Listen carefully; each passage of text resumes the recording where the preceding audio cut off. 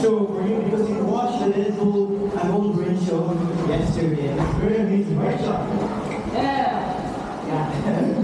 So, anyways, welcome to the Sean and Sean Show. I am Jory Sean Edgar, one of your beloved hosts for today's afternoon show. And I'm Chandra Nelson Masa, your beloved co-host. Today's topic is one that has caused a lot of debate in schools around the world. Indeed. And it's smartphones in the classroom. Are they really the tools in learning, or are they just distractions in disguise? It's a quite controversial topic in today's education. Yes. Still, I end up using my phone during class hours. How do you do? Same, I thought I was just studying my bicycle assignment, but instead I went to watching YouTube all night, and I ended up with a 0/30 score in basketball. And with that, let us invite our two esteemed guests. Let us welcome Professor X Chromosome from Illegal Trinity Western High School. He is a principal of the high school. Give him a round of applause, everyone.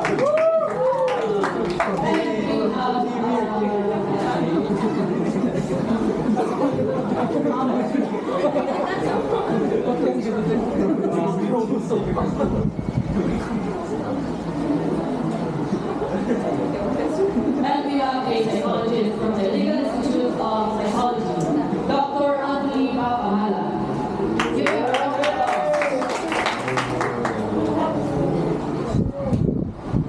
And let's jump right in.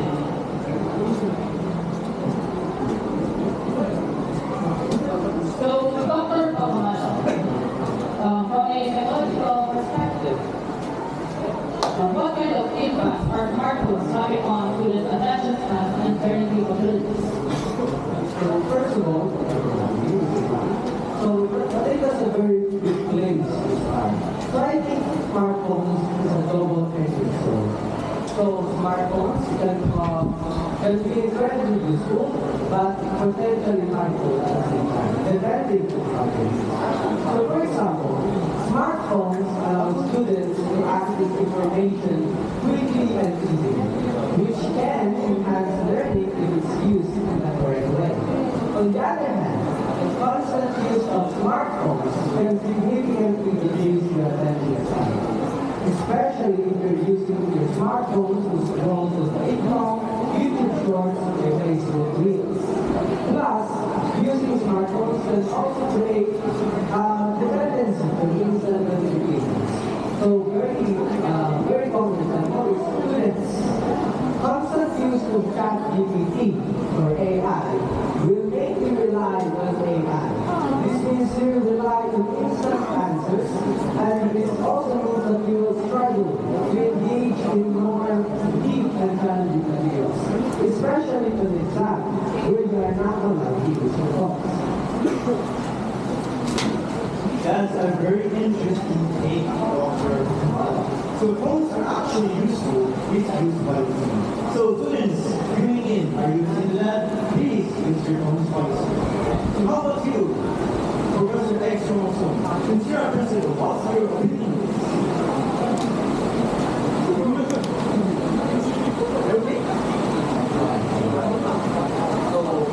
Additionally, smartphones can also provide safety.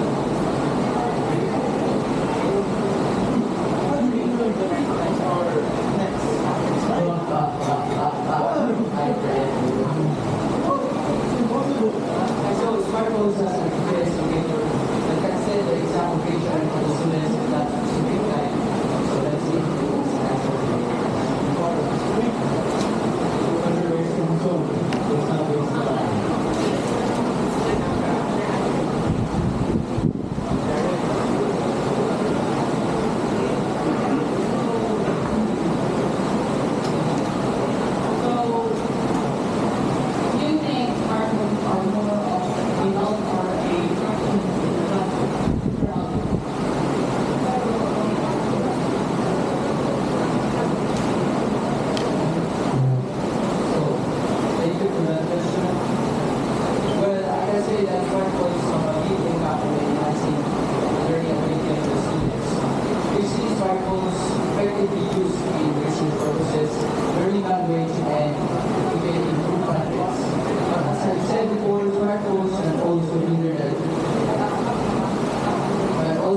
hinder the learning ability of the students because it can be very tempting for the students to use their smartphones during lectures, exams, or quizzes to cheat or to entertain themselves or to socialize. Also, another issue that we have is smartphone addiction. Which can lead to anxiety and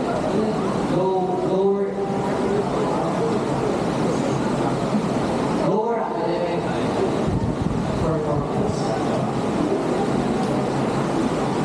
So, Mr. Robin, to combat this, what kind of rules or strategies have you implemented after school to help student focus?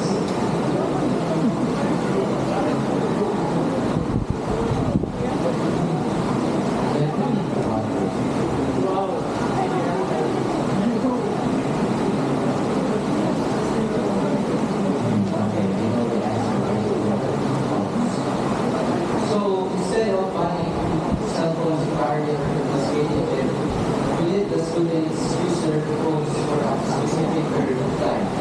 So an example of this is during research periods or group activities. But when the lecture starts or quizzes or exams, we ask the students to leave their phones away or to move them fast so that they won't be tempted to cheat or to entertain themselves. Interesting. So it's not actually about banning them from phones, but actually manage them how to help them how to manage the phone so they don't get distracted. That's very good take, Mr. Alvin.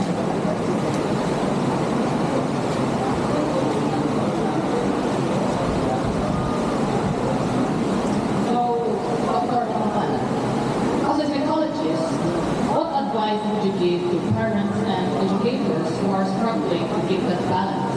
How can we teach students to use smartphones responsibly? So I think the keyword here is moderation.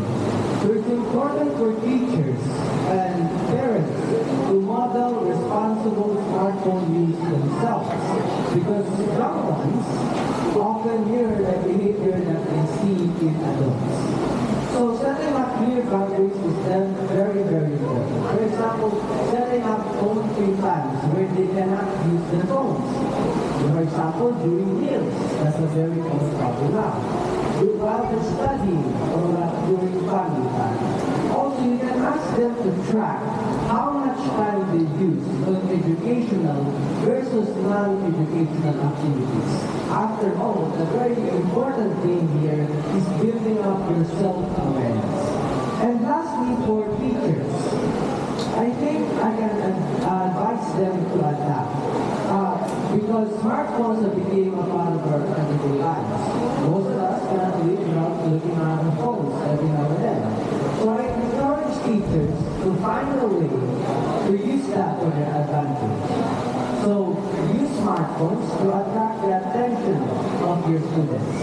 So when that's the case, smartphones will have another purpose other than just being for entertainment and just for being distracted. Thank you, Dr. Anthony. That is a very solid advice. So, Mr. Aldrin, have you seen any success stories at your school where students have really embraced responsible smartphone use?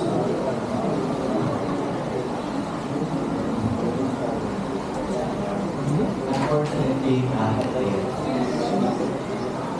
But one example of this is your project program, where students are encouraged to use their smartphones for research purposes, filming and editing videos. So once the students change their perspective on the usage of their smartphones, hopefully they use it for their creativity and productivity.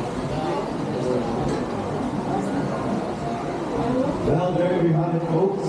Smartphones in the classroom, are they enhancing learning or hindering education? Well, it really depends on how they're used. With the right guidance, students can use them for their learning purposes and unlock new opportunities. So, students out there, I hope you're using your smartphones wisely. Please don't destroy your future. Alright, so thank you to Dr. Anthony and Mr. Aldrin for sharing their wisdom for us today. We hope you guys watching have gained some fresh insights.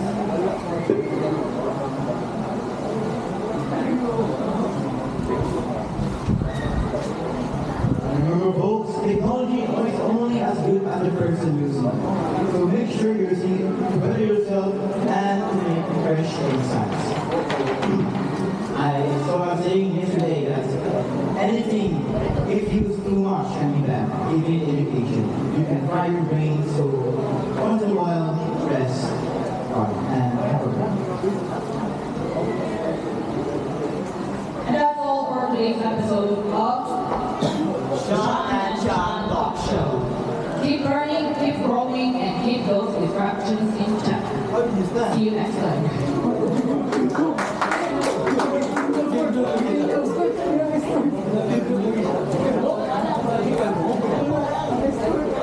Okay, since our time is...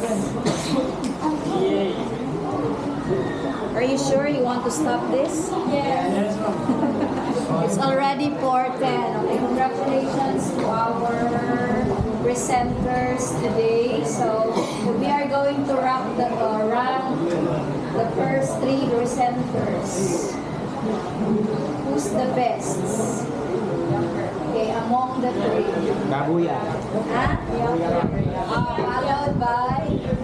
Right. So you know it already. So you who? So very well done by Yap Yap. Okay, so they're given 50 points. Okay, perfect. Yap Yap. Okay, and then I would like to commend also the group who's you really mastered your topic.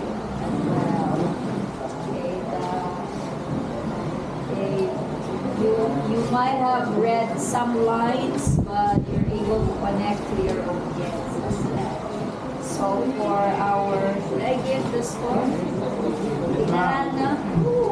Should I give you the score, or I'll just return the paper back? So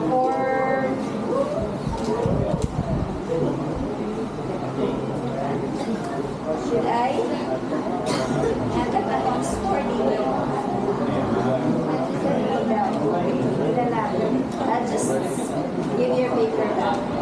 Alright, so that ends our day. See you next week. Ready, return. Goodbye.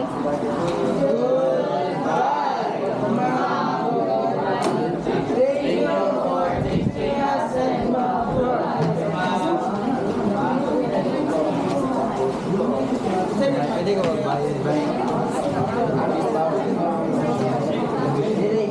Hindi ka ng bayad.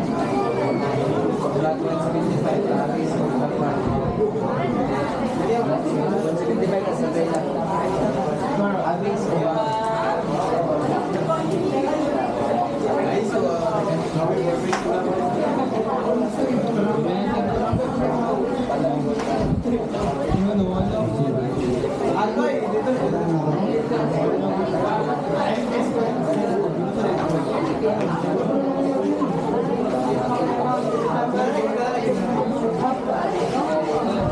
That concludes the show.